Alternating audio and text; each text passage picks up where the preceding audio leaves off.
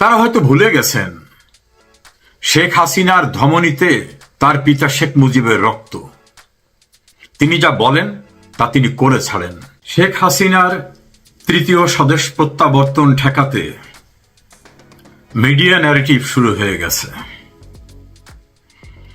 চিহ্নিত যে সকল মিডিয়া সবসময় আওয়ামী লীগ এবং শেখ হাসিনা বিরোধী সংবাদ পরিবেশন করা সহ আজগুবি মিথ্যা বয়ান তৈরি করত, তারা তো রয়েছেই। কথিত কিছু প্রগতিশীল পত্রিকা এবং ইলেকট্রনিক মিডিয়া নতুন করে বয়ান তৈরি করে শেখ হাসিনার স্বদেশ প্রত্যাবর্তনের বিরুদ্ধে নানা রকম গল্প তৈরি করছে। ভাড়াটিয়া কিছু লোকদের দিয়ে সম্পাদকীয়, উপসম্পাদকীয়, মতামত কলাম, এমনকি সংবাদ তৈরি করানো হচ্ছে। কখনো বলা হচ্ছে আদৌ কি শেখ হাসিনার প্রত্যাবর্তন সম্ভব? এই আর্টিকেলের নিচে গিয়ে বলা হচ্ছে এটা অসম্ভব।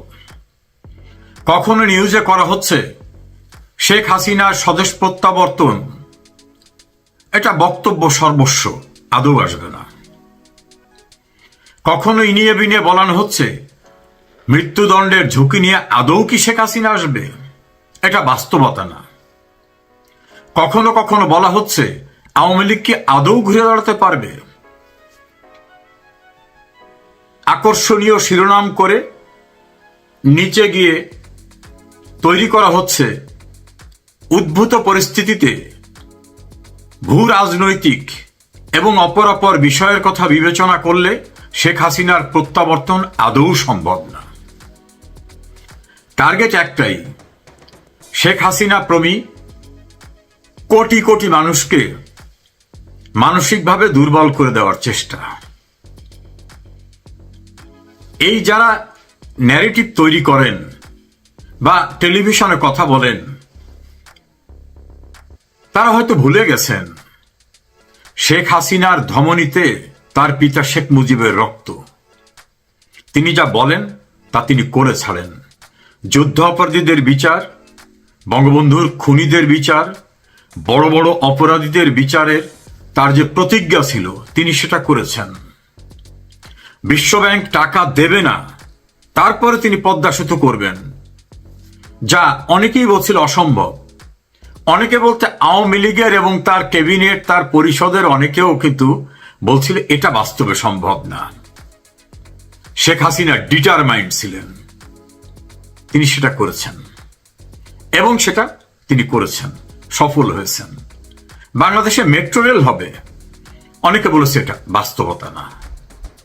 কর্ণফুলী নদীর নিচ থেকে টানেল হবে, অনেকে বলেছিলেন এটা চিন্তাও করা ঠিক না। শেখ হাসিনা পরিকল্পনা নিয়েছেন, তিনি করেছেন। শেখ হাসিনা বলেছিলেন শতভাগ বিদ্যুতায়িত ব্যবস্থা করব, গ্রামগঞ্জ, শহর, নগর, বন্দর, কলকারখানা, শপিং মল সর্বত্র বিদ্যুৎ থাকবে। বর্তমান প্রধানমন্ত্রীর একটা ইন্টারভিউতে তিনি বলেছিলেন শপিং মলে, গ্রামে, শিল্পে সর্বত্র বিদ্যুৎ দেওয়া কোনো সরকারের পক্ষে সম্ভব না, কিন্তু শেখ হাসিনা বলছিলেন দেব, তিনি দিয়েছেন। ইন্টারনেট কানেকশন সর্বত্র শেখ হাসিনা দিয়েছেন।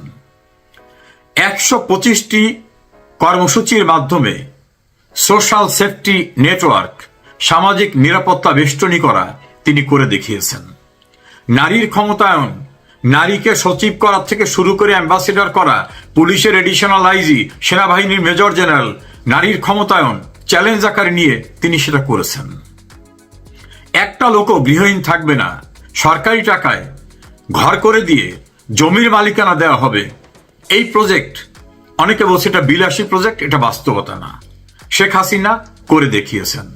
অর্থাৎ তিনি যা ডিসিশন নেন, তিনি এত দৃঢ়চেতা এবং এত দূরদৃষ্টি সম্পন্ন যে তিনি যা চান সেটা করেন।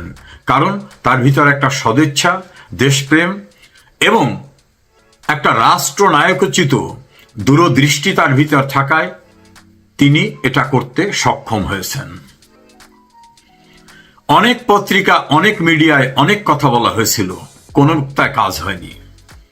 ভুলে গেলেন কেন 75-এর 15 আগস্টের নির্মম ভয়াবহতার পরে অনেক নেগেটিভ দৈনিক মিল্লাত সহ বিভিন্ন পত্রিকায় হক কথা, জাগো ইত্যাদিতে বলা হয়েছিল না শেখ হাসিনার খুনিরা সাংবিধানিকভাবে এখন প্রোটেক্টেড, দেশে ফিরলে তাকে হয়তো তার বাবার পরিস্থিতি বরণ করতে হবে। কিছুই শোনেন নাই, তিনি ফিরে এসেছেন। 2004-এর 21শে অগস্টের নির্মম ভয়াবহ গ্রেনেড হামলায় আল্লাহর অশেষ রহমতে পরিত্রাণ পাওয়ার পরে অন-11-এ তার বিরুদ্ধে যখন মামলা হয়, তখন তার শুভাকাঙ্ক্ষী আত্মীয় স্বজনরাও বলেছিল, আর দরকার নেই, তুমি অন্তত বেঁচে থাকো, বংশের প্রদীপ হিসাবে তুমি থাকো। তিনি বলছিলেন, না, যা হবার হবে, আমি প্রয়োজনে ট্রায়াল ফেস করব, আমি দেশ ছেড়ে কোথাও যাব না। তিনি ট্রায়াল ফেস করেছেন, বিজয়ী হয়েছেন। শেখ হাসিনার ধমনীতে ভিন্ন ধরনের একটি রক্ত প্রবাহিত আছে। তার দৃঢ়চেতা মানসিকতা যারা জানেন না, তারা এই কথিত টেলিভিশন টক শো, ইউটিউবে গল্প তৈরি করা এবং সাম্প্রতিককালে দুইটি বড় বড় পত্রিকা ইনিয়ে বিনিয়ে শেখ হাসিনার স্বদেশ প্রত্যাবর্তন, এটা বাস্তবতা সম্মত না, আওয়ামী লীগ ঘুরে দাঁড়াবে সাম্প্রতিককালে, এটা সম্ভব না। এমন নিউজ, এমন নিবন্ধ করাচ্ছেন এবং সেটাকে ধরে রাতে টেলিভিশন আবার টক শো করাচ্ছেন। এতে লাভ হয় না। একটা গল্প মনে পড়ে গেল। অবিভক্ত বাংলায় শেরে বাংলা একে ফজলুল হকের বিরুদ্ধে একটি চক্র লেগেছিল। একটি জনসভায় শেরে বাংলা একে ফজলুল হক থাকা অবস্থায় তার একজন কর্মী এসে বললেন, হক সাহেব দেখছেন, একটা পত্রিকার নাম বলল যে এই পত্রিকায় আপনার বিরুদ্ধে সংবাদ লিখছে। উনি পত্রিকাটাকে মাটিতে, অর্থাৎ উনি যেখানে বসা সেখানে বিছিয়ে তার উপর বসে পড়লেন। সে আবার বলল, আপনি একটু পড়ে দেখবেন না কি লিখছে এখানে, ভয়াবহ কথা লিখছে। শেরে বাংলা একে ফজলুল হক নাকি বলেছিলেন, আমার যারা ভোটার তারা ওই পত্রিকা পড়ে শেরে বাংলাকে, হক সাহেবকে বিমুখ করবে না।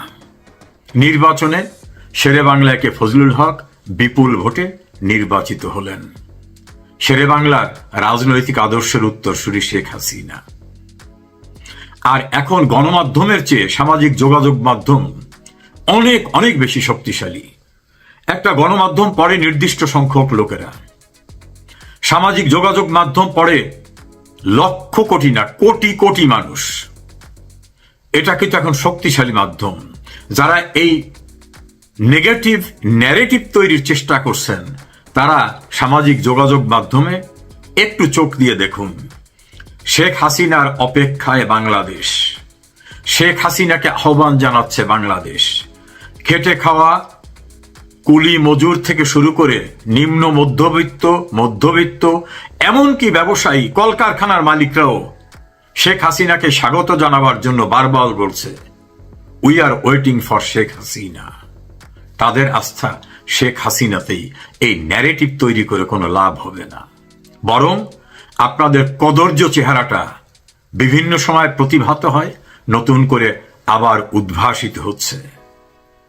শেখ হাসিনা আসবেই, শেখ হাসিনাতেই বাংলাদেশ, শেখ হাসিনাতেই বাংলার মানুষের আস্থা। কিন্তু এই ইউরোপের মাটিতে আপনাদের নেতৃত্বে দেখলাম সান মারিনো স্টেডিয়ামে বিপুল সংখ্যক মানুষ সমবেত হয়ে আপনারা জয় বাংলা স্লোগান দিলেন। এই আইডিয়াটা কিভাবে, কার মাথা থেকে আসলো, কিভাবে আসলো? প্রথমত ধন্যবাদ আপনাকে এবং যারা দর্শক যে যেখান থেকে দেখছেন দেশে এবং বিদেশে, সবাইকে আমি আমার ব্যক্তিগত পক্ষ থেকে, ইতালি প্রবাসীদের পক্ষ থেকে এবং আওয়ামী লীগের পক্ষ থেকে ধন্যবাদ এবং কৃতজ্ঞতা জানাচ্ছি। আলোচনার শুরুতেই প্রথম বাংলাদেশ জাতীয় ফুটবল দল, যারা গতকালকে এরা দেশের উদ্দেশ্যে চলে গেছে, ইটালিতে এসেছিলেন। ইটালিরই একটা রাষ্ট্র, স্বায়ত্তশাসিত সান মারিনো, ওদের জাতীয় টিমের সাথে আমাদের জাতীয় টিমের একটা খেলা ছিল। তো প্রীতি ম্যাচ, হ্যাঁ ফ্রেন্ডশিপ ম্যাচ খেলাটা ছিল। তো আমরা থাকি রোমে, এটা রোম থেকে প্রায় 600 কিলোমিটার দূরত্ব। কিন্তু এই খেলাটা যারা আজকে, যেটা আপনি বলছিলেন ফুটবল প্রেমী, আমরা তো পৃথিবীর সব দেশের মানুষের কম বেশি ফুটবলের প্রতি একটা দুর্বলতা আছে, যদিও আমাদের সাবকন্টিনেন্টে আমাদের ফুটবলের পাশাপাশি ক্রিকেটও একটা গুরুত্বপূর্ণ খেলা। তো বাংলাদেশের টিম আসছে এখানে আগে থেকেই, এটা মোটামুটি গত 1 মাস যাবৎ আলোচনা চলতেছিল যে এই খেলায় বা দর্শক যাবে, লোকজন যাবে, প্রবাসীদের মধ্যে মারাত্মক উৎসাহ পরিলক্ষিত হয়েছে। তো আমরাও সেইভাবেই প্রস্তুতি নিলাম, খেলা তো আমরাও দেখি। তো ইউরোপে যেহেতু থাকি, ফুটবল তো ইউরোপের সবচেয়ে প্রধান খেলা, এটা আপনারা জানেন। আমরা ওইখানে যাওয়ার একটা সিদ্ধান্ত নেই। পাশাপাশি যেটা আপনি বলছেন যে খেলা তো মাঠে প্রথম ছিল, দর্শকরা যথারীতি বাংলাদেশ বাংলাদেশ স্লোগান তো অনবরত হয়েছে। আর সান মারিনোর যে টিম, ওই টিমের তুলনায় মানে আমাদের একটা ধারণা ছিল ইউরোপে বাংলাদেশের ফুটবল দল আসলে কিভাবে কতটুকু কি করতে পারবে। আর দীর্ঘদিন আমরা দেশের বাইরে থেকে বাংলাদেশের জাতীয় দলের খেলার মান সম্বন্ধে বা খেলার এই সম্বন্ধে আমাদের একটু ধারণাও কম। তো সেই হিসেবে আমরা একটু ধারণা করছিলাম যে অন্তত সম্মানজনক একটা কিছু যাতে হয়, অন্তত জিততেও যদি না পারি মানে একটা সম্মানজনক একটা মীমাংসা হবে, এইটা আমরা একটা প্রত্যাশা ছিল।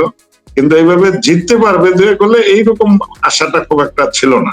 তো যাওয়ার পরে ওই সান মারিনোর টিম সম্বন্ধেও আমাদের খুব একটা ধারণা ছিল না যে ওদের খেলার এইটা কেমন বা কতটুকু পর্যায়ে আছে। তো যে খেলা দেখলাম স্টেডিয়ামের, তো আপনি জানেন প্রায় 4,000 4,500 দর্শক ছিল, বাংলাদেশি দর্শক। যে স্টেডিয়ামে যে স্টেডিয়ামটা গ্যালারি বরাদ্দ দেওয়া হয়েছে আলাদা আলাদা, যেমন বাংলাদেশিদের জন্য 2/3 গ্যালারি বরাদ্দ ছিল, আর বাকি সান মারিনো এবং ইটালিয়ান দর্শকদের জন্য আরেকটা পোর্শনে বরাদ্দ ছিল। ওদেরও ধরেন কত 400-500 দর্শক ছিল ওদের। আর বাঙালিরা বেশি ছিল, বাঙালি বেশি ছিল, এবং যে পরিমাণ ক্যাপাসিটি ছিল এটা আরো 8-9 দিন আগে আপনার স্লট আউট, মানে টিকিট একদম ক্লোজ হয়ে গেছে বিক্রি করা। এবং মানে টিকিট কাটতে হয়েছে। হ্যাঁ, টিকিট লাগছে, সল্ট আউট হয়ে গেছে। আপনার 5 তারিখে খেলা গেছে, তো 28 তারিখ 29 তারিখের মধ্যে টিকিট ক্লোজ হয়ে গেছে, এবং অনলাইনে টিকিট করতে হচ্ছে সবাই। এবং আমাদের ভালো লাগছে একটা জিনিস, ইতালি না শুধু, খালি জার্মান থেকে আসছে এবং লন্ডন থেকে, ইউকে থেকে আসছে, এবং ইটালির মোটামুটি ম্যাক্সিমাম শহর থেকে লোকজন গেছে। যেমন রোম থেকে প্রায় 5-6টা-7টা বাস গেছে। আর আমাদের ওই যে বিভিন্ন শহর থেকে বাসে, গাড়িতে, ট্রেনে, প্লেনে বিভিন্ন ভাবে দর্শকরা আসছে উৎসাহ, এবং অনেক লোক টিকিটের অভাবে ঢুকতেও পারে নাই। তো ওই স্টেডিয়ামটা এমন একটা জায়গা, চতুর্দিকে পাহাড়, মাঝখানে স্টেডিয়াম। ওইখানে ওরা ওই লাস্টে যে টিকিট না পায়, ঢুকতে না পারে, ওই বাইরে পাহাড়ের উপরে দাঁড়ায় অনেকে খেলা দেখছে। তো মূল যে বক্তব্যটা যেটা আপনি জানতে চাইছেন, তো আমরা যেহেতু এখানে গেছি, আমি বলতে পারি এটুকু যে ইটালি প্রবাসী যারা আছে তার মধ্যে আমাদের মেজরিটি কমিউনিটি বা প্রবাসীদের মধ্যে আসলে আওয়ামী লীগ, বঙ্গবন্ধু, স্বাধীনতার পক্ষের মানুষের সংখ্যাই বেশি। এবং আমরা যখন গেছি ওইখানে টিকিট নিয়ে লাইন ধরতে গেছি, তখনই মনে করেন ওই ইয়াং ছেলে পেলে যারা আছে, আমাদেরকে যারা চিনে জানে, বা বিভিন্ন শহরে আমাদের ইটালির অনেক প্রদেশ যেটা বলি আমরা বাংলায়, বা প্রভিন্স, এইসব জায়গায় আমাদের বিভিন্ন প্রভিন্সে কমিটি আছে। এবং সান মারিনোর সবচেয়ে কাছের যে শহর রিমিনি বলে, এটা পর্যটন শহর এলাকা। তো ওই রিমিনিতেও আমাদের কমিটি আছে। মূলত ওই রিমিনি লোকজনই টোটাল, রিমিনি থেকে আমাদের ওই স্টেডিয়ামে যেতে সময় লাগে হলো 30 মিনিট, 25 থেকে 30 মিনিট ট্রাফিক না থাকে। ওরা ধরেন 4টা বড় বাস, একটা দোতলা বাস, মোট 5টা বাস, 5টা দোতলা মানে ধরতে হবে 2টা, তার মানে 6টা বাস ওরাই রেডি করছে। টিকিট ওরা আগেই নিয়ে নিছে। টিকিটটা শুরু থেকে ছিল 8 ইউরো, পরে টিকিটের সেল বুঝে এটা বাড়তে বাড়তে বাড়তে বাড়তে সেটা 45 ইউরো পর্যন্ত গেছে। এক পর্যায়ে যায় টিকিট শেষ, স্লট আউট, সেল আউট হয়ে গেছে।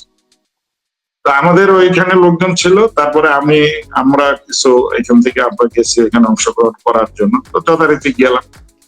তো ছেলেপেলেরা এমনি খুব উচ্ছ্বসিত, আনন্দিত, এবং খুব উৎসাহ উদ্দীপনা স্টেডিয়ামে গেলাম। তো প্রথম গোলটা বাংলাদেশে করে হাফ টাইমের আগে। হাফ টাইমের পরে তারা গোলটা শোধ করে। আমরা যে উদ্দেশ্য বা আমরা যেটা এখানে করতে চাইছি, সেটার জন্য আমি একটা সময় টাইম নির্ধারণ করে রাখছি, যে একটা সময় আমরা এখানে আমাদের যে উদ্দেশ্য বা আমরা যেটা চাচ্ছি প্রবাসীদের মাঝে একটা উৎসাহ উদ্দীপনা, তখন আইসা 85 মিনিটের পরে গিয়া আমরা ব্যানার, এর আগে ব্যানার ছিল, আমাদের প্রস্তুতি ছিল আরো, কিন্তু ওইখানে ওই যে প্রত্যেকের বডি চার্জ করে স্টেডিয়ামে ঢুকতে হয়েছে, তো পানি থেকে শুরু করে এমন কোনো কিছুই তারা ভিতরে নিয়ে ঢুকতে দেয় না। যেমন আমাদের কিছু ক্যাপ ছিল, এরপরে আমাদের বঙ্গবন্ধু কন্যা মাননীয় নেত্রীর ছবি ছিল, বঙ্গবন্ধুর ছবি ছিল। ওই একটা ব্যানার যেটা দেখছেন আপনারা মিডিয়াতে, ওই হ্যাঁ, একটা ব্যানার দেখলাম। ওই ব্যানারটা নিয়ে যাইতে পারছি, বাকি জিনিসগুলো ঢুকাইতে পারিনি, নাহলে আরেকটু কালারফুল আরো সুন্দর হইতো। এবং এটা কিন্তু আপনাকে আমি একেবারে নির্দ্বিধায় বলবো যে এটা কিন্তু কোনো জোর জবরদস্তি বা কাউকে বাধ্য করে করা নেই, মানুষ কিন্তু স্বতঃস্ফূর্ত ভাবে। এবং সেই জায়গায় ভিডিও যেটুকু হয়েছে, অনেক ছবি অনেক ভিডিও হয়েছে, তো মূল ভিডিওটা এটা ফেসবুকে ওরা সাংবাদিক ওইখানে যারা ছিল তারা এটা ভাইরাল করছে, মিডিয়াতে দিছে। আমাদের ছেলেপেলেরা একেবারে উৎসাহিত। এবং এখানে আমি এইভাবে বলতে চাই যে প্রবাসী যারা আমরা আছি, বর্তমানে ধরেন আওয়ামী লীগের সরকার ফল করার পরে এই যে জঙ্গি, খুনি এবং একেবারে বিশ্ব বাটপারে ইউনূসের নেতৃত্বে দেশের যে ক্ষতি হয়েছে, বাংলাদেশের যে অবস্থা যে জায়গায় গেছে, এই জায়গাটার থেকে কিন্তু প্রবাসী হিসাবে প্রত্যেকটা মানুষ যথেষ্ট উদ্বিগ্ন। এবং আমরা প্রবাসীরা কোথাও না কোথাও কোনো না কোনো কারণে বাধাগ্রস্ত হচ্ছে দেশে।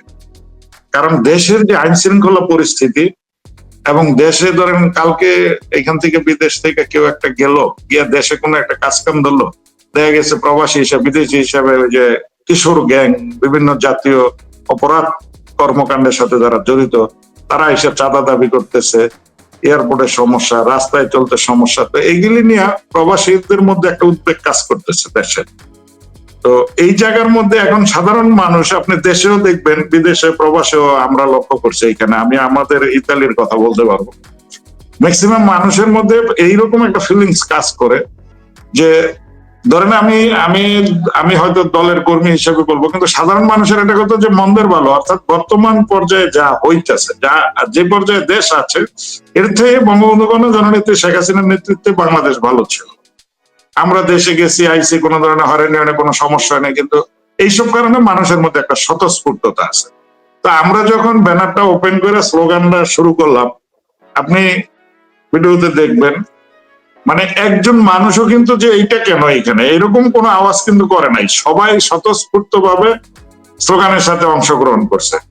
তো আমরা এটা করার উদ্দেশ্য হচ্ছে আজকে দেশে স্বাধীনতা বিরোধী এবং আমাদের মুক্তিযুদ্ধ বিরোধী, আমি বলবো বাংলাদেশ বিরোধী, এবং আমাদের স্বাধীনতা সার্বভৌমত্বের আজকে যে পরিস্থিতি, ধরেন এই যে মানে চুক্তি আমেরিকার সাথে যে চুক্তিগুলি করা হয়েছে, এই যে গতকালকে শুনতেছিলাম ওই যে জামাতের এক নেতা আছে, লেফটেন্যান্ট অবসরপ্রাপ্ত কর্নেল, সে মনে হয় রাওয়া ক্লাবেরও সভাপতি, সে বলতেছে শেখ হাসিনার আমলে 64টা চুক্তি হয়েছে। তো একজন ওনার যে উনি বললো যে 64টা চুক্তি, তো আপনারা গোলামির চুক্তি করছেন, তো ভারতের সাথে যে গোলামির চুক্তি একটা দেখান তথ্য প্রমাণ দিয়ে, বা কোন সরকার এসে কোন চুক্তি বাতিল করছে বাংলাদেশের স্বার্থ বিরোধী, এরকম একটা দেখান। এখন এই সকল বিষয়গুলি মিলে আমরা তাদের যে বাংলাদেশের যে একটা পারসেপশন, এই যে টোকাই মনে করেন এনসিপি যেগুলি করে, এগুলো তো আমি পার্সোনালি ব্যক্তিগতভাবে আমি এগুলো এনসিপি মনে করি না। আমি মনে করি টোটালি এগুলা জামাত শিবিরের এক একটা গ্রুপে, A team, B team, C team, বিভিন্ন নামে, নতুন নামে তারা মাঠে এদেরকে ডিপ্লয় করা হয়েছে মাঠে, এবং তাদেরকে সামনে দিয়ে জামাত এবং স্বাধীনতা বিরোধী এবং বাংলাদেশ বিরোধী, আওয়ামী লীগ বিরোধী, মুক্তিযুদ্ধের পক্ষের মানুষ বিরোধী সবাই ঐক্যবদ্ধ হইয়া এরা এই কাজগুলি করছে। এবং এরা যেমন কথায় কথায় বলে আওয়ামী লীগ নাই, 20 বছর আসবে না, 40 বছর আসবে না। তো এইটা দেখানো যায় না, আওয়ামী লীগ আছে, মুক্তিযুদ্ধের পক্ষের মানুষ এখনো আছে, শেখ হাসিনার সমর্থক কর্মী এখনো দেশে বিদেশে আছে। অতএব আমরা এই মেসেজটাই দিতে চাই যে তোমরা হয়তো সাময়িকভাবে দেশটাকে আজকে একটা অরাজক পরিস্থিতির মধ্যে তৈরি করা হয়েছে, দেশের অর্থনীতি বলেন, আইন শৃঙ্খলা বলেন, সামাজিক অবস্থা বলেন, রাজনৈতিক শিষ্টাচার, ভদ্রতা, নম্রতা বলেন, এবং কি শিক্ষা ব্যবস্থা, এবং এই যে ছেলেপেলেরা যারা আন্দোলনের নামে, কোঠা বিরোধী নামে একটা প্রতারণামূলক আন্দোলনে অংশগ্রহণ করার পরে এই গত 2 বছরে ইউনূস থেকে শুরু করে কারো মুখে কি শুনছেন যে তোমরা ছাত্ররা দেশের স্বার্থে আন্দোলনে আসছো, এখন আন্দোলন হয়েছে, সরকারকে কাজ করতে দাও, তোমরা কলেজে ফিরে যাও, ভার্সিটিতে ফিরে যাও, তোমরা লেখাপড়ার টেবিলে ফেরত যাও? এই ছেলেপেলেগুলোকে এই যে তথাকথিত মব কালচারের নামে মাঠে নামায় একটা প্রজন্মকে ধ্বংস করে দেওয়া হয়েছে। এই সকল বিষয়গুলি বাংলাদেশের যা কিছু ঘটছে, এই সকল বিষয়গুলি প্রত্যেকটা প্রবাসীরা হারে হারে কিন্তু অনুভব করে, উপলব্ধি করে, এবং এই উপলব্ধি থেকে মানুষের মধ্যে একটা স্বতঃস্ফূর্ততা আছে, যেটার কিছুটা বহিঃপ্রকাশ প্রকাশ ঘটলো স্লোগানে। দেখা যাচ্ছে, ভিডিওতে দেখা যাচ্ছে যে সবাই স্লোগান দিচ্ছে যখন ব্যানারটা আপনারা তুলে ধরলেন। তো ওইখানে একটু মানে বাড়তি কৌতূহল যে ওইখানে তাহলে এই সরকারের যারা অনুসারী বিএনপি সমর্থকরা যায়নি, তারা আপনাদেরকে কোনো বাধা দেয়নি বা কিছু করেনি? আমি আপনাকে একেবারে অ্যাবসলিউটলি অনেস্টলি স্পিকিং, নোবডি, একজন মানুষ বলে নাই যে ভাই এটা এখানে কেন করতেছেন, খেলার মাঠে এটা সেটা, আমরা এটা আসছি। একজন মানুষও না, একজন মানুষ এই ব্যাপারে কোনো প্রশ্ন করে। আচ্ছা আচ্ছা। এবং কেউ বাধাও দেয় না বা বলেও নাই যে এটা আপনারা কেন করলেন। আমরা গেছি আমাদের মতো করে করছি, তোমাদের কারো তো কোনো ডিস্টার্ব করে না। বা আমাদের এই স্লোগানে আমরা তো সেখানে কারো বিরুদ্ধে কোনো স্লোগান নেই। প্রথম কথা হলো, আমরা বর্তমান সরকার তারেক জিয়ার নেতৃত্বে একটা সরকার আসছে, তাদের বিরুদ্ধেও কিছু বলি নাই। আমরা শুধু 2টা স্লোগান আছে, জয় বাংলা, জয় বঙ্গবন্ধু, শেখ হাসিনা আসবে, বাংলাদেশ আসবে, এবং এই 2-3টা স্লোগানের মধ্যে আমরা সীমাবদ্ধ ছিলাম। আচ্ছা আচ্ছা। এমনি লোকাল প্রশাসন অর্থাৎ এই সান মারিনো গভর্নমেন্টের পক্ষ থেকেও আপনাদেরকে কোনো কিছু বলে নাই? না, ওরাও কিছু বলে নাই, বরঞ্চ ওরা এনজয় করছে আমাদের সাথে আরো। আচ্ছা আচ্ছা, মানে এই স্লোগান শুনে স্লোগান প্লাস মানুষের যে স্বতঃস্ফূর্ততা, মানুষ যে আনন্দিত হয়েছে। মানুষ তো, আপনি যেটুকু ভিডিও দেখানো হয়েছে, আমরা যে গ্যালারিটাতে ছিলাম ওই একটা গ্যালারিতে এটা হয়েছে, তো আমাদের লোকজন আরো অপোজিটে আরেকটা গ্যালারি ছিল, ওইখানে মিডিয়ার লোকও ছিল। তো এখানে মিডিয়ার যারা কর্মী ছিলেন তাদের উপর একটা রেস্ট্রিকশন ছিল মাঠ কর্তৃপক্ষ, ফুটবল ফেডারেশনের পক্ষ থেকে, যে মিডিয়াতে যে নিউজটা যাবে খেলা সংক্রান্ত, এই নিউজটা তারা সার্ভ করবে, এরা রেকর্ড করবে বা খেলা দেখবে, ওরা নিজেরা রেকর্ড করে কোনো কিছু প্রচার করা, এরকম একটা বিধিনিষেধ ছিল।